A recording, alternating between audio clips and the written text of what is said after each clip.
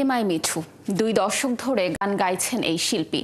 2012 সালে প্রথমবারের মতো প্রকাশিত হয় একক অ্যালবাম স্বপ্ন আকাশ। এরপর বেশ কিছু ডুয়েট এবং একক গানে পেয়েছেন জনপ্রিয়তা। রাজনৈতিক টানাপোড়েন, জেল জীবন, থেমে থাকেনি শিল্পচর্চা। ভাস্কর হিসেবে পেয়েছেন আন্তর্জাতিক স্বীকৃতি। সুমনা সুমির সাক্ষাৎকারে আনন্দযোগের মুখোমুখি হলেন শিল্পী ও ভাস্কর এমআই মিঠু।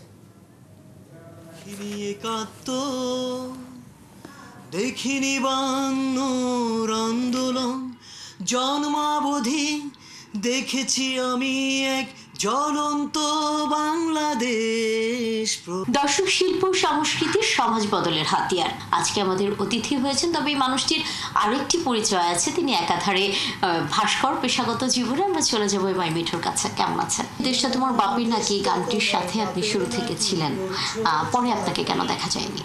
অ্যাকচুয়ালি গানটা আমাদের ছিল সেই সময় আওয়ামী লীগের বিরুদ্ধে যে বিএনপির যে অবস্থান, সারা দেশে বিভাগীয় পর্যায়ে, জেলা পর্যায়ে আমরা এই গানগুলো, বিভিন্ন গানগুলো আমরা সঙ্গীতের মাধ্যমে আমরা একটা মেসেজ দিতে চেয়েছিলাম দেশবাসীর মাঝে।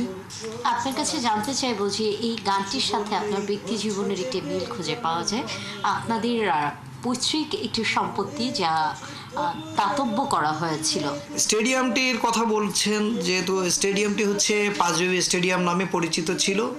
বিগত দিনে এই আওয়ামী লীগ ফ্যাসিস্ট সরকার আসার পরে এই নামটি হঠাৎ নাম পরিবর্তন করা হয়েছে। পরিবর্তন করে এরা রাতারাতি শেখ রাসেল মিনি স্টেডিয়াম নাম দিয়েছে। তো আমি প্রতিবাদ করেছিলাম, তৎকালীন স্থানীয় যারা প্রশাসন ছিল তাদেরকে প্রতিবাদ করেছিলাম যে আপনারা কি দাতা পরিবারের সঙ্গে বসেছেন? তারা জানে কেউ? না, জানে না। তাহলে কোথাকার কোন শেখ রাসেলকে আপনারা এখানে কেন রিপ্রেজেন্ট করবেন? আন্তর্জাতিকভাবে অনেকগুলো পুরস্কার আপনার ঝুলিতে আছে। প্রায় আমার 64-65টার মতো গ্রুপ এক্সিবিশনে আমি অংশগ্রহণ করেছি। এগুলো সবই প্রতিযোগিতামূলক এক্সিবিশন ছিল। সেগুলোতে আমি দেশের বাইরে বিভিন্ন জায়গায় আমি সহাবস্থানে আমি অংশগ্রহণ করি এবং বলতে পারেন যে প্রায় 18টির উপরে আমার বিভিন্ন ক্যাটাগরিতে আমাকে সম্মাননায় তারা ভূষিত করেন। অবশ্যই এটা আপনাদের দোয়া এবং আমার শিল্পকর্মের কারণেই এইটা সম্ভব হয়েছে। এমআই মিঠু সঙ্গীতকে কখন ধারণ করলো?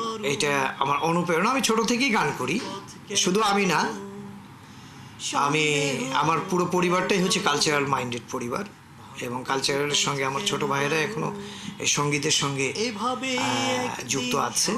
আমার নিজস্ব একটা ব্যান্ড দল আছে, SMS স্ট্রাগল মিউজিক্যাল সোসাইটি, যেটা পরবর্তীতে নামটা চেঞ্জ করে বিবি ব্যান্ড নামে এখন বিবি ব্যান্ড নামকরণ করা হয়েছে, যেটা আমার ছোট ভাইয়েরা এখন এটা দেখাশোনা করে। আর আমি আমার একক যে কার্যক্রম এইটা নিয়ে আমি ঢাকায় আছি আর কি। সন্দেহ কেন করো, ভাঙনের পথ কেন গড়ো, সন্দেহ কেন করো, ভাঙনের পথ কেন গড়ো, এভাবে একদিন সংঘাত হবে জড়ো, হবে জড়ো, হবে জড়ো। ঈদকে ঘিরে আপনার কি গান আছে? ঈদকে ঘিরে আমার 4 থেকে 5টা গান কমপ্লিট করা আছে। একটা আফনান রমি নামে আমার ছোট ভাই, সে ভালো গান লিখেন, তার কথাও সুরে একটি গান আমি ভয়েস দিয়েছি। এটা হয়তো ঈদ উপলক্ষে আসবে। এছাড়াও ঋষিকেশ রকির লেখা, তার সঙ্গীতে একটি গান, যেটা গানের কথাও সুর করেছিলেন আপনার তরুণ সিং, সেই গানটারও ভয়েস কমপ্লিট হয়েছে। আমায় যদি ছাইরা যাস আমি বাঁচব না, এই কথাটি লিখে দিলাম, মিথ্যে হবে না। তুই যে আমার কলিজার ধন, এক জীবনের সাধনা, মরে যাব সত্যি বলছি, যেদিন তোরে পাবো না। ধন্যবাদ এমআই মিঠু। একজন শিল্পী যিনি তার জীবদ্দশায় জেলখানায় বসেই তার যে চিত্রকর্মগুলো করেছিলেন এবং জীবনের সব থেকে দুর্বিষহ সময়ে সেই চিত্রকর্মই তার মৌলিক চাহিদা পূরণের পাথেয় হয়েছে, অর্থাৎ অর্থ জুগিয়েছে। শিল্পী এম আই মিঠুর জন্য আমাদের শুভকামনা রইল।